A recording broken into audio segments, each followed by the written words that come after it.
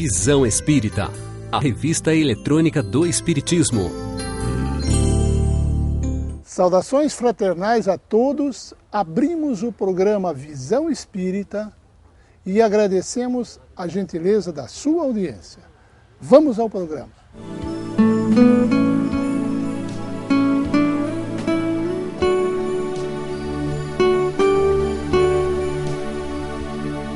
Olá, Espírita Cidadão é um programa que pretende discutir o mundo a partir do conhecimento espírita, com senso crítico e serenidade. Nós queremos convidá-lo a participar conosco dos nossos anseios por mudança e por justiça. Seja bem-vindo.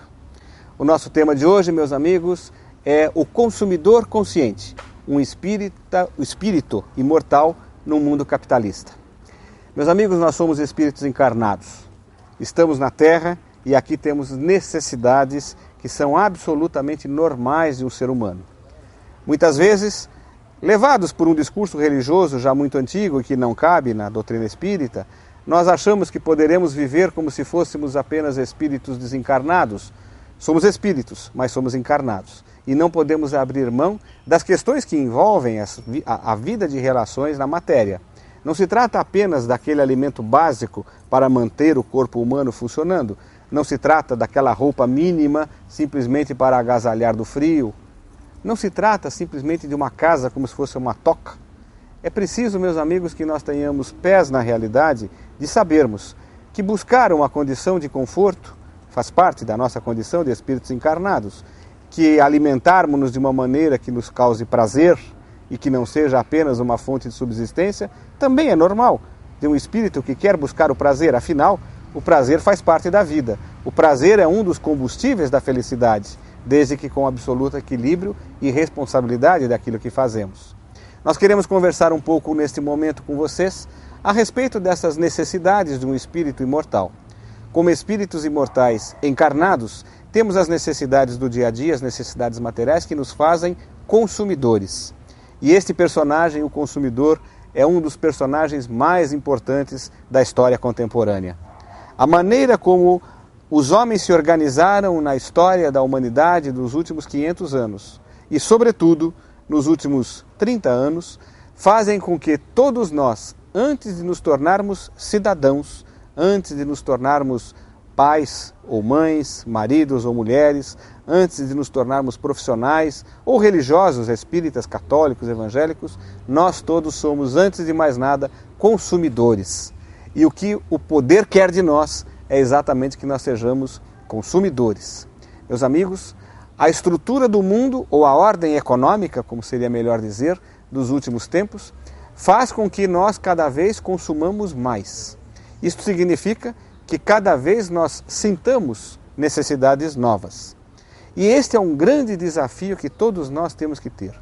Nós não podemos nos deixar como folhas ao vento, levadas para onde querem que nós estejamos lá consumindo, gastando, valorizando etiquetas e grifes e desperdiçando recursos que ainda podem ser aproveitados simplesmente numa substituição frenética para fazer girar uma máquina financeira que beneficia a muito poucos e que dilapida o planeta. Uma posição crítica diante disso, de quem sabe o que está acontecendo e que reage diante disso, é fundamental para um ser comprometido com a realidade, sobretudo se ele for espírita, compreendendo o que o espiritismo nos ensina a respeito, nos dando as rédeas da nossa existência nas nossas próprias mãos. Portanto, entender quais são as nossas reais necessidades, esse é um desafio fundamental. O que é de fato necessário e o que é supérfluo? Nem eu, nem ninguém poderá dizer a você que está nos ouvindo aí na sua residência o que é necessário para você e o que é supérfluo para você. Esta é uma decisão e um sentir absolutamente pessoal, próprio. Como diríamos em direito, personalíssimo, aquele que a gente não pode delegar a ninguém. O que é necessário para mim pode ser absolutamente supérfluo para outro. Claro que existem algumas questões muito óbvias. Talvez um automóvel de 2.800.000 seja supérfluo para qualquer um. Dá prazer para alguém que vai se responsabilizar por isso. Mas existem questões que não são tão claras assim. Por exemplo, nesses momentos que nós vivemos de um impressionante acesso à informação, a internet é necessária ou é supérflua? Há muitos anos, meus amigos, na história da humanidade, que o homem persegue a ideia de uma enciclopédia, de reunir todo o conhecimento humano num único local. Já na antiguidade se tentava isso, durante o iluminismo, Diderot, um dos grandes nomes do iluminismo francês, tentou a enciclopédia. Nunca se conseguiu. Talvez hoje nós pudéssemos dizer que a enciclopédia é a internet. Ali tudo está. Todo o conhecimento que a humanidade produziu desde sempre, que continua produzindo hoje, desde as coisas sérias até as bobagens, tudo está na internet. Ter acesso a isso é necessário ou é supérfluo? Para mim é necessário. E para você? Talvez seja supérfluo, não sei. É uma questão muito pessoal. O que é importante é que nós tenhamos uma visão para olhar as coisas e dizer: isto eu preciso, isto eu não preciso. Isto aqui estão me impondo. Impondo? Como impondo? Propaganda, meus amigos. Este modelo econômico a que nós nos referimos faz com que as empresas cada vez produzam mais. Para que elas produzam e isto vire dinheiro, é preciso que você, que eu, consumamos cada vez mais. Como que eles vão nos convencer de que nós temos que consumir aquilo que não precisamos? Como dizia a velha piada, como convencer um esquimó de que ele precisa comprar uma geladeira no Alasca? É exatamente assim, com a propaganda. A propaganda que se insinua na nossa mente nos mais diversos momentos e locais da nossa existência. Quando a gente assiste um jogo de futebol, vocês já perceberam a quantidade de propaganda que hoje os uniformes dos jogadores de futebol trazem? Até no traseiro tem propaganda hoje, meus amigos. Tem propaganda nas ruas, tem propaganda nos carros, tem aquela propaganda que insinua-se na novela, quando um personagem abre um refrigerante ou abre um produto qualquer de uma outra marca. A todo tempo nós estamos sendo bombardeados, muitas vezes sem perceber, por propaganda. E sem perceber nós começamos a nos sentir inclinados àquele consumo. Quando entramos no supermercado, sem que nós percebamos, nós vamos à gôndola e pegamos exatamente aquele produto que o ator abriu na novela, no capítulo de ontem à noite. E assim vamos criando necessidades que absolutamente não tínhamos. Começamos a criar uma sociedade, meus amigos, em que o reconhecimento social se dá por quem consome. E isso é de uma perversidade, porque nós começamos a classificar as pessoas não mais pelas suas virtudes, mas pelo que elas possuem, pelas suas posses, pela capacidade maior ou menor de consumir. Começamos a medir até mesmo a saúde da economia de um país pelos índices de consumo. Quando sobe o índice de consumo, a economia vai bem. Quando cai o índice de consumo, a economia vai mal. Começamos a valorizar as pessoas pelo que elas têm e não pelo que elas são. Isto é muito perverso. É preciso, meus amigos, que nós atentemos para isso. Tentemos compreender por que essas coisas estão acontecendo. É preciso que nós tentemos compreender o que isto está refletindo em nós, na nossa maneira de ser, na nossa maneira de sentir e na nossa maneira de agir. Sermos consumidores conscientes passa necessariamente por tentarmos consumir aquilo que realmente precisamos. É bem verdade que há hoje um conceito sobre consumo consciente que tem a ver com endividamento, que é um problema muito sério também.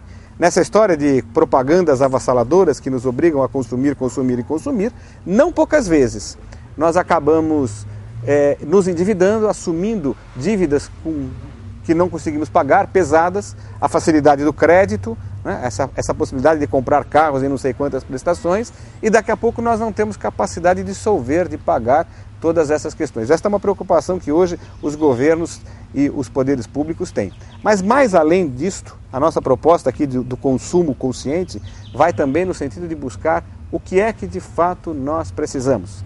Será que nós direcionamos os nossos recursos para as coisas que nós precisamos? E o que precisamos? Aquilo que está a serviço do nosso projeto de vida.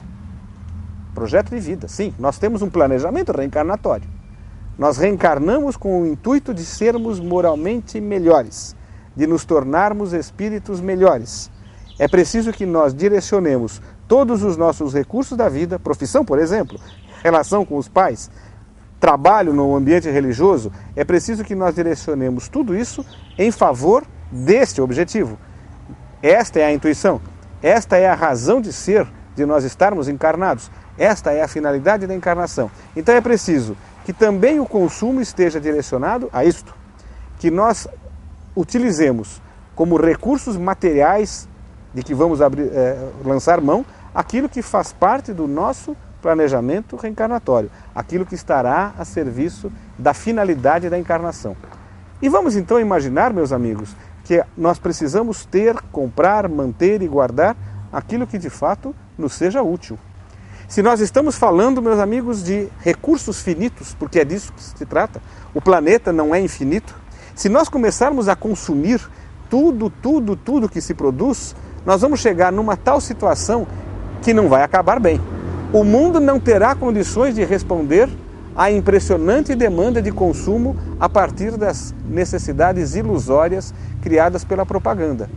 E este impasse que vai se surgir nesse modelo econômico necessariamente resultará num novo modelo econômico que se seguirá. E aí nos explica o professor Allan Kardec na Lei de Progresso, parte 3ª do Livro dos Espíritos. O progresso é inevitável e o que virá depois seguramente será melhor do que veio hoje. Quando o capitalismo surgiu em substituição ao feudalismo no final da Idade Média, ele foi um grande avanço para o progresso da humanidade. Agora, quando ele for substituído por alguma coisa que virá e que nós não sabemos o que será e nem o nome, seguramente este algo que virá será melhor do que ele. E aí sim, serão dadas as condições na sociedade, por esta maneira de organizá-la, que espíritos moralmente melhores poderão encarnar e teremos feito a transição para um planeta de regeneração. Enquanto nós tivermos um modelo econômico em que há esta necessidade ilusória e falsa de consumir para ser cidadão, de consumir cada vez mais acima da própria capacidade do planeta de produzir, nós não conseguiremos uma melhoria moral, a não ser que nós individualmente comecemos a pensar e a trabalhar isto. Com aquela consciência de que se estes recursos são finitos, aquilo que eu tenho a mais está faltando para alguém que tem de menos. É exatamente algo fechado num recurso finito completo e que é preciso dividir pelo número de 6,5 bilhões de espíritos encarnados. Nós podemos dividir tudo para um e nada para ninguém. Ou podemos dividir igualmente, de maneira que todo mundo tenha o mínimo que precise para a sua vida. E a partir daí, de acordo com os seus talentos, com o seu empenho, com a sua capacidade, consiga mais ou menos de acordo com a sua finalidade reencarnatória. Mas este mínimo, este precisa ser assegurado para todos. E isto hoje não acontece. A grande maioria da renda e da riqueza nacional está no mundo, não apenas no país, está na mão de poucas pessoas. E uma grande maioria das pessoas, meus amigos, não tem nada, por exemplo, no continente africano. Isto mostra este desequilíbrio nessas questões do consumo. Que nós lembremos, portanto, que condutas como comprar, acumular e desperdiçar têm um profundo alcance moral. Porque eu estou me referindo àquilo que eu faço com o outro. Aquilo que eu acumulo na minha casa está faltando para alguém. Já pensamos nisso? Este tipo de consciência, meus amigos, o Espiritismo nos explica, nos ensina e nos estimula.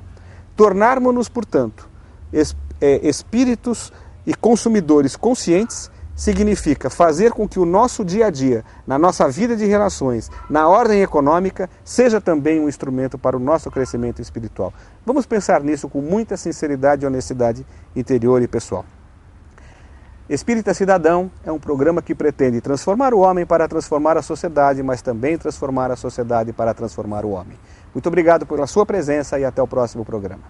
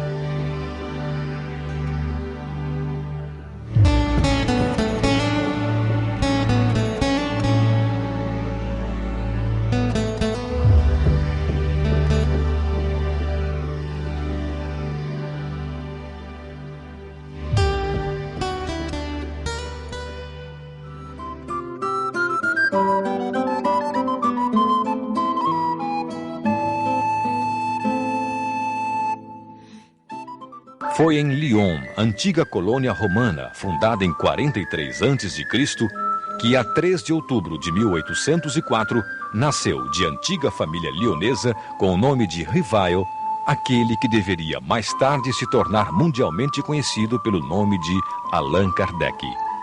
Filho de Jean-Baptiste Antoine Rivail e Jeanne Duhamel, residia com seus pais na Rua Sala, número 76.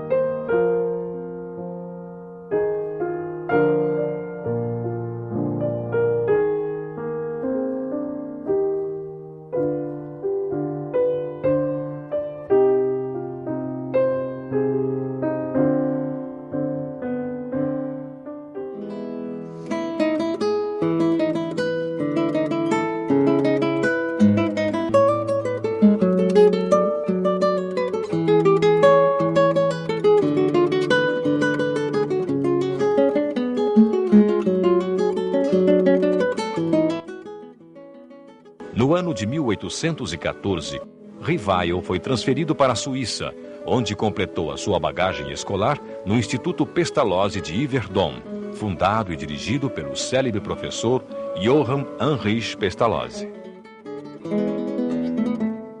Descendente de uma família protestante, Pestalozzi estudou filosofia, direito e teologia. Foi jornalista e escritor, mas é no Instituto de Yverdon que ele encontrou seu verdadeiro destino, o de educador.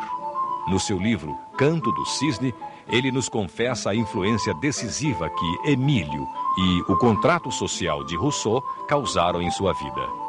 Conforme nos conta Ackermann, que também foi aluno de Pestalozzi em Yverdon, o ensino ali era essencialmente heurístico, isto é, o aluno é conduzido a descobrir por si mesmo, tanto quanto possível por seu esforço pessoal, as coisas que estão ao alcance de sua inteligência, em vez de elas lhe serem ministradas dogmaticamente pelo método catequético. O Pestalozzi era uma criatura muito engajada no seu tempo. Ele tinha sido condecorado como membro honorário da Revolução Francesa, participava da vida política da Europa inteira, se correspondia com intelectuais, filósofos, artistas, era amigo de filósofos como Fichte, da Alemanha, Goethe, se correspondia com grandes imperadores, reis, intelectuais, enfim, era uma pessoa muito inserida no seu contexto social e político. E tinha ideias bastante avançadas para a época. Então, na verdade, a ida do menino Rivail para Yverdon foi uma marca muito forte na vida de Kardec.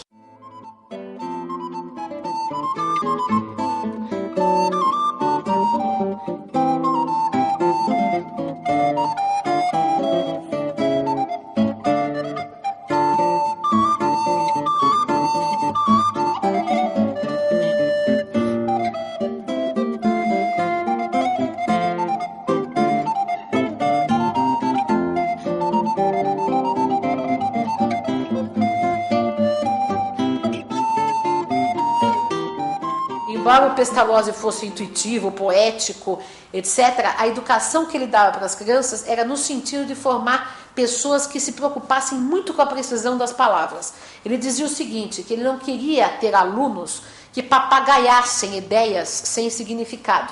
Ou seja, ele criticava muito a verborragia, falar demais e não falar nada, né?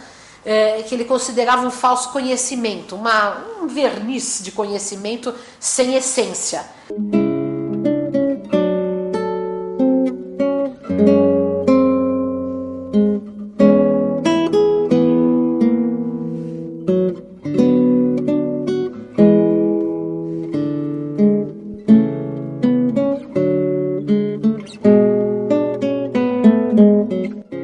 Então, o que ele procurava fazer? É dar uma educação que a criança formasse vocabulário, formasse ideias, conceitos, a partir de uma experiência vivida, né? De uma experiência vivida na prática, sentida intimamente, né? E que ele chamava isso, em alemão a palavra é Anschauung, né? Que alguns traduzem como intuição, mas eu prefiro traduzir como percepção.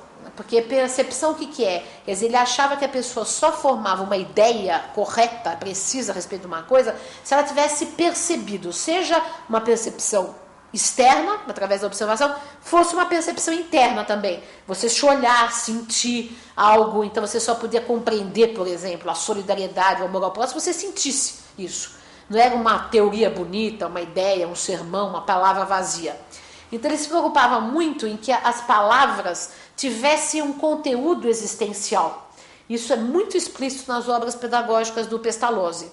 Então, quando Kardec formula na fundação do Espiritismo, ele inclusive cria palavras para traduzir, a própria palavra Espiritismo foi criada por Kardec, né? Perispírito, outra palavra criada por Kardec, ou quando ele discute conceitos que eram tradicionais, por exemplo, espiritualismo, alma, né? Ele discute o que é de fato espiritualismo, o que é de fato alma, porque ele se preocupava muito com essa precisão do conceito, para não gerar ambiguidade, para não gerar polêmica em torno do que não ficasse muito claro, muito explícito.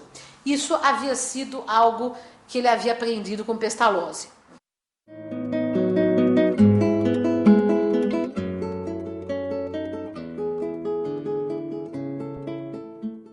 Como é que Rousseau abre o livro Emílio? A primeira frase do livro Emílio, que é a grande revolução pedagógica de todos os séculos, ele é considerado o Copérnico da educação por causa desse livro, né?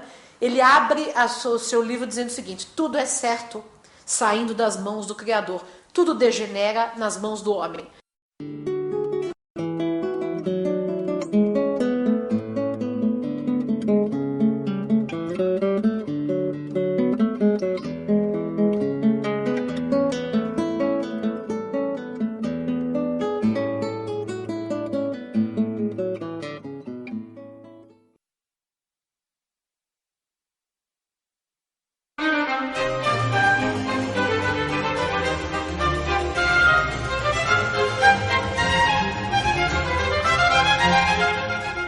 Olá, estamos começando um novo programa, O Espírito da Letra. Com este programa nós desejamos que você possa sentir as belezas da obra de André Luiz, sobretudo desta que estamos comentando, o livro Nosso Lar, uma obra muito conhecida que temos certeza você já leu e se não leu, vai ler, porque ela ensina muita coisa. Como você sabe, o Espírito da Letra tem esse desejo, criar em você a noção de que é importante ler e procurar retirar daquilo que está escrito a essência, mas não só a essência literária, não só a essência da historinha, mas aquilo que, em um grau mais profundo, os Espíritos têm deixado para nós nessa interpretação, nessa descoberta, naquilo que chamamos de uma revelação. Então, o Espírito da Letra tem continuidade no programa de hoje para falarmos do capítulo 2º do livro Nosso Lar. Você está vendo aqui, na imagem da TV, aquela imagem que nós usamos para comentar o capítulo 1º, nos planos inferiores. O capítulo 2º também estará, em boa parte dele, ou quase na totalidade, vivendo essa mesma ambiência. André Luiz está numa região escura, uma região que ele não sabia onde era. Ele tinha noção de que havia perdido o corpo físico. E o capítulo começa com o André Luiz relatando que escutava gritos que o acusavam de suicida, de suicida. Ele fica confuso, porque de verdade ele sabe que não havia se matado. Ele se revolta, manadas de seres estranhos, complicados, seres monstruosos, como ele relata no capítulo 2º, vêm a açoitá-lo com as palavras, com os gritos, verdadeiras situações alucinatórias. Ele ouvia gente gritando como se estivesse num hospício, uma penumbra, uma coisa densa. Nós já comentamos algumas dessas situações no programa anterior. Você verá então que André Luiz, que já naquela primeira passagem, né, no programa da semana passada, reclamava dessa situação, se queixava do sofrimento daquela região estranha, dessa região difícil. No capítulo 2, ele continua falando sobre esse tema, mas agora com a informação interessante de que, mesmo contra a sua ideia original, ele era chamado de suicida. Ele se recorda dos momentos do hospital, ele fala com ele mesmo e com você, leitor, que ele se recorda de estar lutando contra uma tumoração dos intestinos, a cirurgia a que ele foi submetido na região do baixo ventre.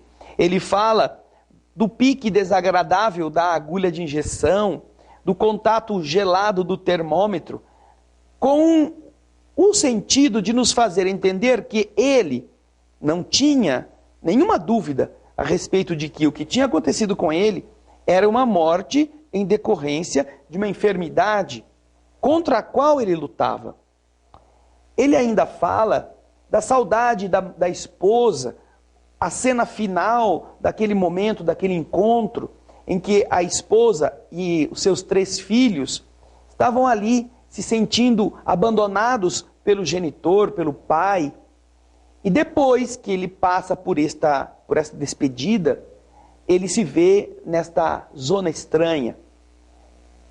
Para que você possa entender, ele não tinha nenhum preparo espiritual, e conta isto no capítulo 2, nenhum preparo a respeito do que o esperava do lado de lá. Não sabia. Aliás, ele se confessa avesso às questões religiosas. Havia vivido na terra em uma situação de religiosidade formal, não fazia mal para ninguém, estudava muito, havia sido médico, não é? E nós iremos ver que se tratou de um pesquisador bastante conhecido, bastante competente, mas que agora, diante das coisas que ele estava enfrentando, nada disso era importante. Conta André Luiz no capítulo 2, que em nenhum momento ele sentiu tanta necessidade de uma volta para a religiosidade, de um retorno a ele mesmo, porque tudo estava muito estranho. Ele conta que tinha fome, que o cabelo crescia. Vejam só nesta imagem. Ele está cabeludo, barba grande, a roupa estava se rasgando. Ele tinha que se esconder das manadas de seres, como vocês podem ver, que o perseguiam, até mesmo por causa da acusação de que ele havia se matado. Ele às vezes tentava brigar com estas feras e esmurrava o ar, e gargalhadas surgiam, dando a ele a ideia de que ele estava fazendo algo totalmente inadequado. André Luiz, então, está contando isto neste capítulo 2. E logo depois do nosso primeiro intervalo, nós iremos ler alguns trechos para que nós entendamos com mais preciosidade as expressões que André Luiz quer nos passar, até para revelar-nos a condição dele. E nós aqui queremos lembrar que André Luiz não era espírita, não tinha nenhuma ligação com o mundo espiritual, e que para nós servirá muito de ajuda no entendimento do que vai acontecer conosco. Procure enriquecer-se com a leitura e crie ambientes, crie momentos com disciplina, com método, para que você desfrute destes ensinamentos. Porque quando você lê alguma coisa e apreende o ensinamento, você já não é mais a mesma pessoa. Fique conosco. No próximo bloco, estaremos lendo na nossa sala de leitura alguns trechos do livro Nosso Lar, no capítulo 2. Não saia daí, voltamos já.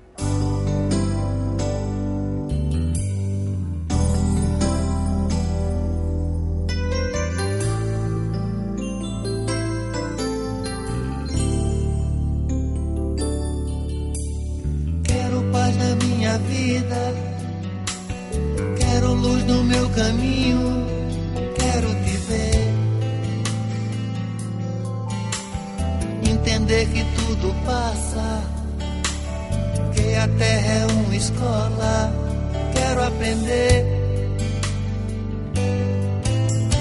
O amor é a estrada que devemos caminhar. Quem tiver vontade firme tem felicidade. Vem viver a emoção, dê a mão, vamos seguir. Quem quiser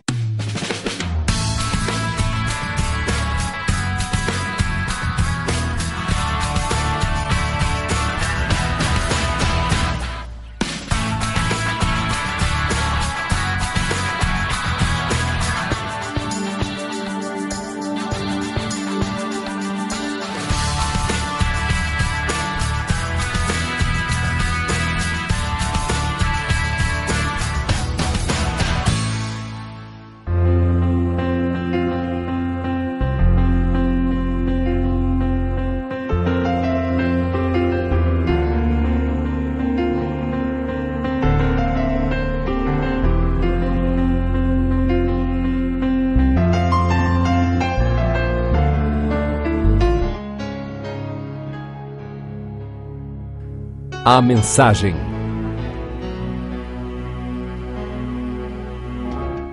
Uma das partes mais importantes que nós encontramos no Evangelho é o Sermão da Montanha.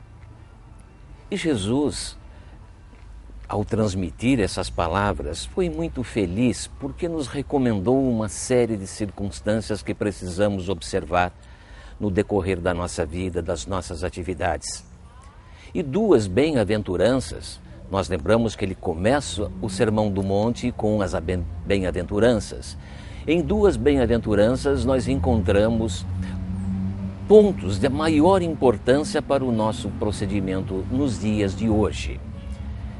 Diz a segunda bem-aventurança: bem-aventurados os mansos, porque eles herdarão a terra.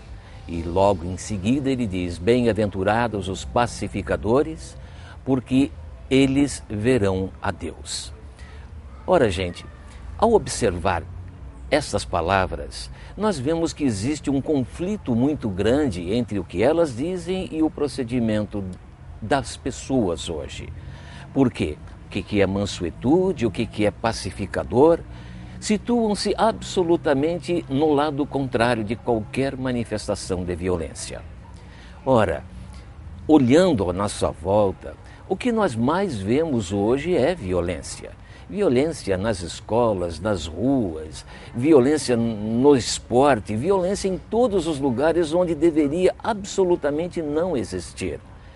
No entanto, parece que ainda hoje nós trazemos dentro de nós o germe da violência. Dias atrás eu estava correndo os canais de televisão e me defrontei com dois homens se batendo em cima de um ringue. Dizem que é esporte, mas esporte dignifica, esporte enobrece, violência empobrece. Mas, no entanto, lá estavam eles se batendo, sangrando, se judiando uns dos outros e pergunta-se, para quê? Para mostrar que tem mais músculos, que são mais fortes? Por que não demonstrar que tem mais cérebro, tem mais inteligência? No entanto, são pontos que existem hoje e ainda são incentivados pela nossa mídia, no sentido de atrair cada vez mais espectadores, independente de serem crianças ou jovens, seja lá o que for. Nós temos uma responsabilidade muito grande de preparar os nossos jovens para o dia de amanhã. E todo e qualquer movimento que se faça para incentivar a violência é ruim. E é importante também que a gente possa ver que aquela plateia toda incentivada a gritos, incentivada a aplausos. Gente, por mais que eu não queira pensar, eu penso.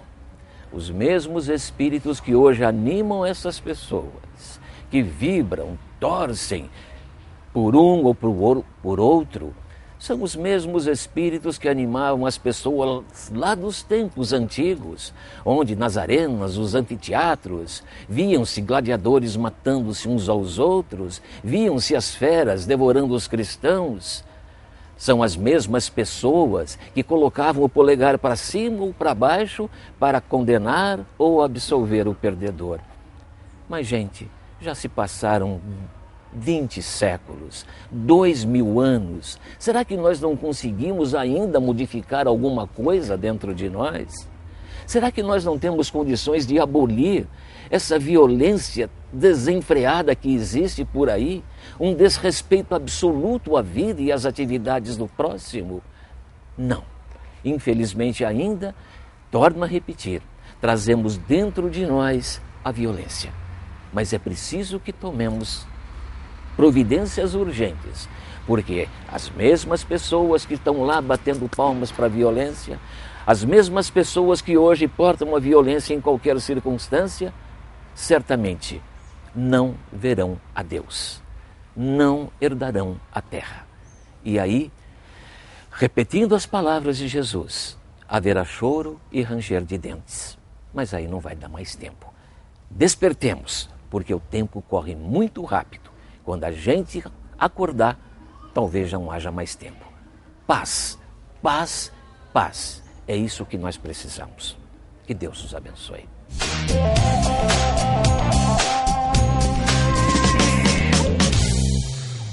Amigos telespectadores, nós estamos aqui no quadro Jogo Quase Rápido, tendo o prazer de trazer aqui ao nosso lado a jornalista, doutora, pós-doutora em Educação pela USP, Universidade de São Paulo, autora de vários livros na educação, livros didáticos, assim como coordenadora geral da Associação Brasileira de Pedagogia Espírita, a Dora Encontre. E a Dora vai fazer conosco esse jogo quase rápido. Tudo bem, Dora? Tudo bom, Nelson. Prazer estar aqui. O prazer é todo nosso. Dora, Cristo Pedagogo. Ele só aceitou o título de mestre, mais nenhum. Ele foi o pedagogo por excelência, uma pedagogia do amor, da liberdade, nunca impôs nada, só exemplificou e desperta até hoje em todos nós, quando tomamos contato com a sua mensagem, uma vontade de progredir, de sermos melhores e de sermos bons. Os seres interexistencial. É uma definição do Herculano Pires e significa que nós não existimos apenas aqui e agora, fechados no nosso corpo. Nós existimos transbordando, né, na nossa dimensão espiritual, tanto no espaço, porque nós temos uma vida espiritual, por exemplo, quando dormimos, né, e também no tempo, porque nós trazemos heranças passadas das nossas outras vidas e promessas futuras. Né? Nós somos candidatos à angelitude, como diria Herculano Pires. Muito bem. A criança. Ai, a criança, um ser maravilhoso que o adulto não aprendeu a respeitar e amar. Ela está vestindo, é um ser antigo, encarnado, mas enquanto está criança, está inocente, está pura, está absorvente do seu ambiente e é o momento adequado para nós exemplificarmos o bem, amarmos e termos uma relação com ela de diálogo, de respeito e de crescimento. O educador ou a educadora? O educador é aquele que deflagra no educando um processo de autoeducação. Igualdade com singularidade. Igualdade, todos nós somos iguais, mas todos nós somos diferentes, porque todos nós temos a mesma origem, o mesmo destino, mas cada um é único dentro da sua história, das suas memórias, das suas potencialidades, da sua missão. Escola afetiva. É uma escola onde houvesse a relação, não há essa escola, é uma escola onde a relação de amor entre educador e educando seja a prioridade. E a última, Dora Encontre por Dora Encontre. Que difícil. Guerreira, por uma educação melhor, por um mundo melhor. Às vezes agressiva, mas com um coração muito grande. Muito obrigado.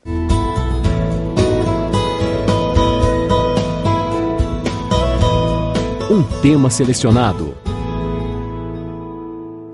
Transição planetária, mundo de regeneração. O que caracteriza o mundo de regeneração? nessa fase, o bem vai predominar.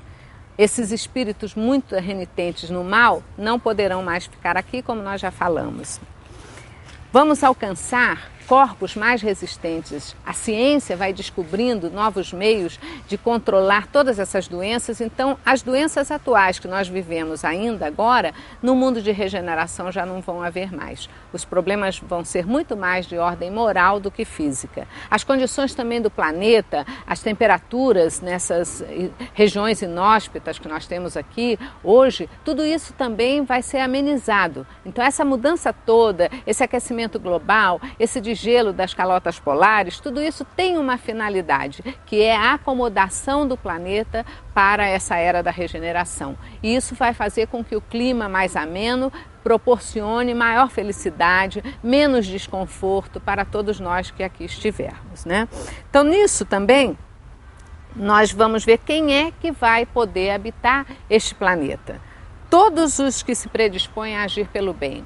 Todos aqueles que estiverem agindo com fraternidade, um cidadão consciente da sua responsabilidade junto com o semelhante, junto com a natureza, junto com o seu trabalho, enfim, um cidadão pleno dentro da sociedade, com respeito à propriedade alheia, com todas as qualidades morais e éticas que a gente imagina que uma pessoa tenha, né? E nesse caso, nessas horas, nós vamos ser um pouco melhores em termos de orgulho e de egoísmo, porque atualmente são as duas maiores chagas da humanidade. Porque todo esse sofrimento, todo esse caos social que a gente tem vivido é exatamente por causa do orgulho e do egoísmo, o que mostra os disparates aqui na Terra. Esses espíritos que estão aqui reencarnando já de 1985 para cá, vieram espíritos missionários, espíritos já mais elevados, que estão vindo com o objetivo de acelerar a mudança do planeta. Também estão vindo espíritos missionários de outras esferas, por exemplo, da estrela Alcíone, né? Estão vindo exatamente para trabalhar na regeneração do planeta. Nós temos também, assim como aconteceu com os exilados de Capela, quando Capela foi promovida a mundo de regeneração, os espíritos renitentes de lá vieram para a Terra. E aqui a gente ainda estava no básico da evolução. E eles então tiveram que passar por aqui sofrendo as agruras da falta de conforto, da falta de tecnologia e tudo, para poder usar a inteligência deles, tudo aquilo que eles já tinham sabido para desenvolver a nossa Terra. Agora se processa de outra forma. São os de Alcíone que vêm para cá para nos ajudar. Alcíone é mais evoluído do que a Terra ainda. Então nós vamos ter aqui essas situações. Agora, a gente vê aqui, será que essas previsões são sempre nebulosas, né? Porque se fala tanto em desgraça, né? Em tanta coisa que vai acontecer, né? A gente sabe que todas as profecias, apesar de mostrarem essas dificuldades, também apontam para uma nova terra, que na nova era a terra será um paraíso de luz, de beleza, habitado pelos seus eleitos. E quem são os eleitos? São aqueles que já alcançaram um desenvolvimento moral necessário para desfrutar dessas novas benesses do planeta, né?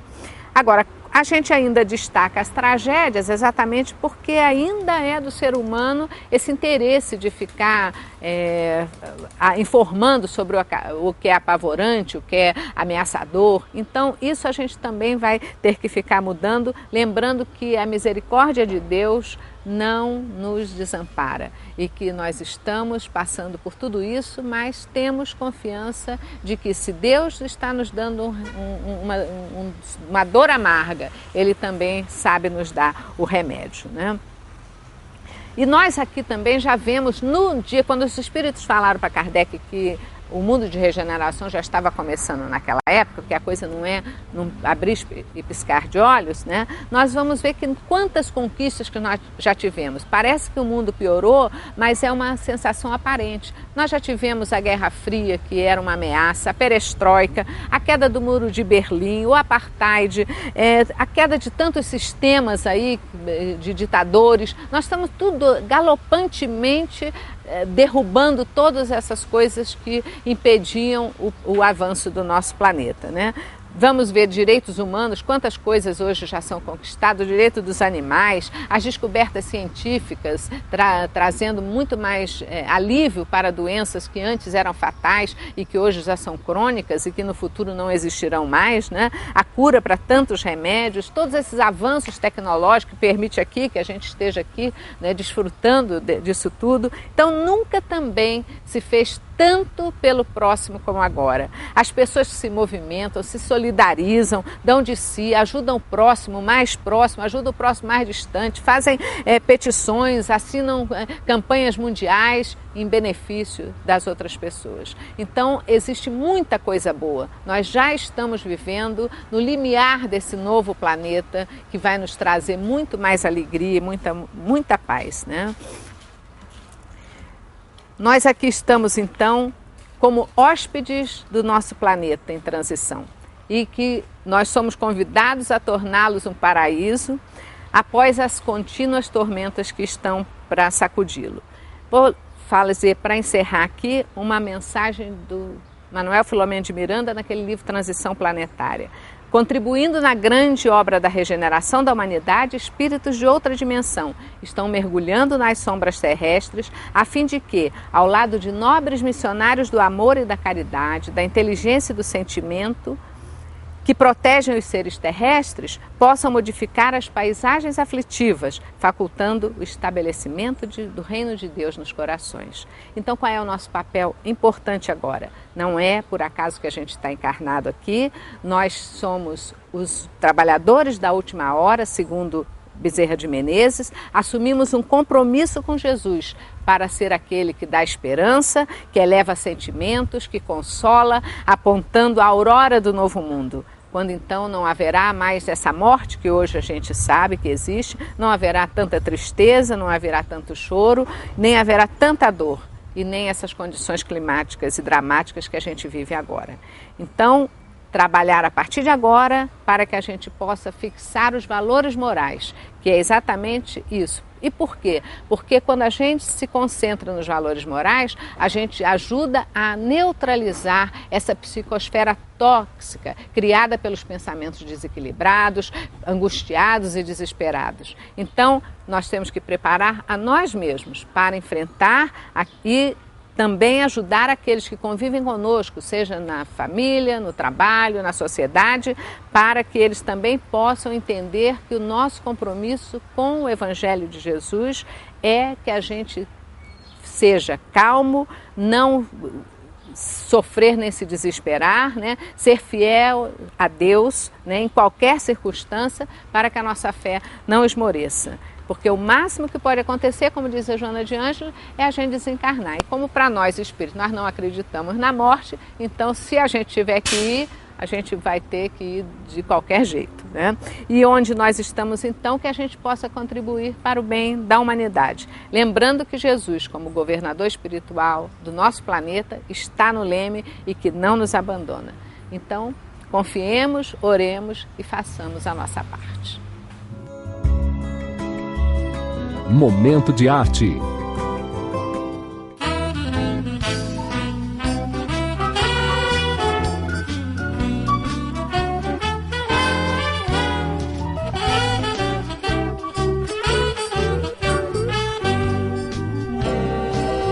Vamos imaginar um lugar todo feito de paz e sonhar, caminhar pelos campos ouvindo os pássaros cantar. Desse lugar feliz, escutar o apuro das matas, respirar, nos banhar nos riachos e na relva descansar.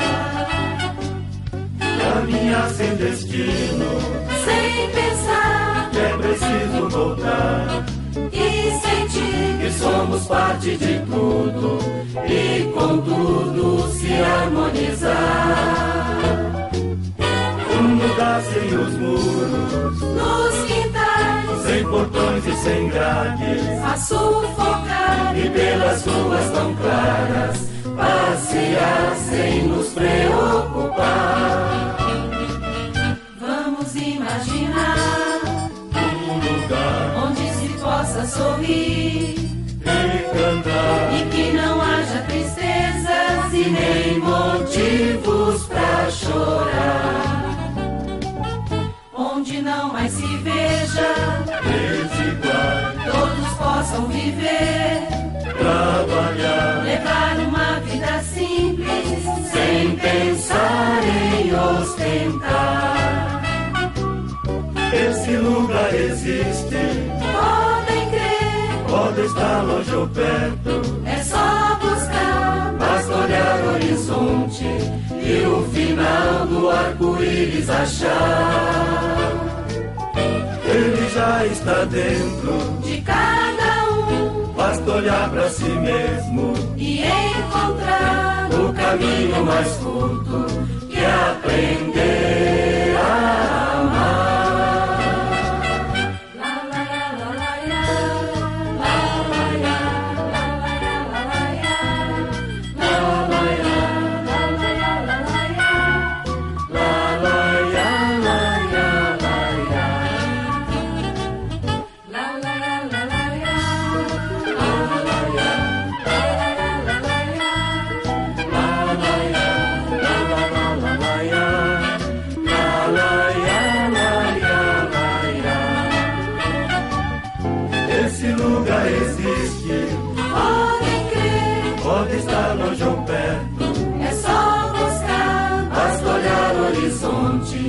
E o final do arco-íris achar. Ele já está dentro de cada um, basta olhar pra si mesmo e encontrar o caminho mais curto, e aprender a amar.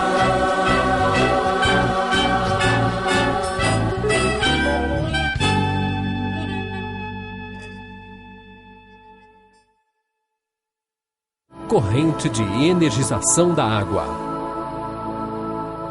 Então, minha gente, nós chegamos ao final de mais um programa Visão Espírita. E eu quero contar-lhes uma passagem do livro Nos Domínios da Mediunidade, em seu capítulo 12, que diz mais ou menos assim: E eis que alguém entra trazendo um cântaro de vidro com água pura e o coloca sobre a mesa. Um dos participantes pergunta: haverá aqui hoje alguma cerimônia especial? O mentor responde: não, nada disso. A água pura será fluidificada, será carregada de boas energias que em muito ajudarão no equilíbrio psicofísico dos circunstantes. Gente, isso mostra muito para todos nós a importância da água como elemento de cura e purificação, usada aqui, usada no plano espiritual. E é por isso que eu peço para que todos vocês, no decorrer da nossa oração final, possam colocar o recipiente, o copo com água, para que ele seja carregado de energias que irão favorecê-los, com certeza, em todos os problemas emocionais ou mesmo problemas físicos.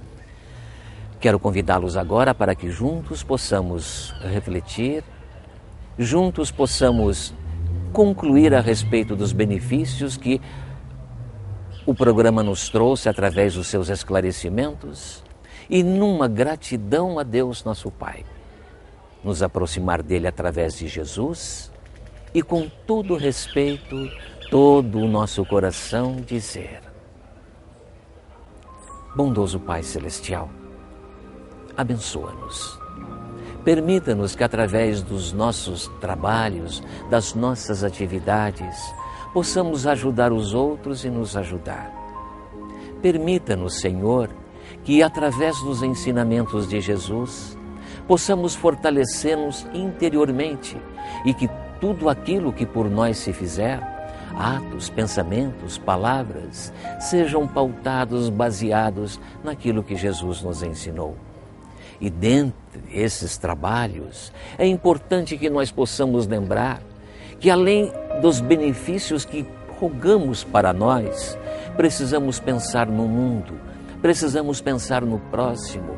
Tantas pessoas, tantas situações que refletem total desespero, total necessidade. É por isso que nós vibramos. Vibramos sim todas as nossas energias positivas em favor da paz do mundo. Que as pessoas possam se entender mais, que não existam mais guerras, que a fome seja banida, que as pessoas respeitem-se umas às outras, para que todos nós possamos crescer juntos. Que possamos vibrar aqui por toda a nossa atividade, pelo nosso trabalho profissional, pelos nossos trabalhos sociais, que possamos vibrar por aqueles que nos acompanham no dia a dia, nossos amigos e, por que não dizer, inimigos, que nós não os temos, mas que possamos pensar neles com todo o amor, perdoando-os e buscando perdão se assim for necessário. Vibremos pela nossa própria família, nosso próprio lar, cada um daqueles com os quais convivemos todos os dias e amamos, mas que esse amor não se extravase em cenas de violência, ou de maldade, ou de rancor, mas possa espelhar unicamente a mansuetude, a bondade, a paz que trazemos dentro de nós. Obrigado, queridos irmãos espirituais, por nos ajudarem. Obrigado, Jesus, por tudo aquilo que o Senhor nos trouxe, mas que juntos possamos nos fazer a Deus nosso Pai e a Ele dizer: obrigado, Senhor, de todo o nosso coração, obrigado.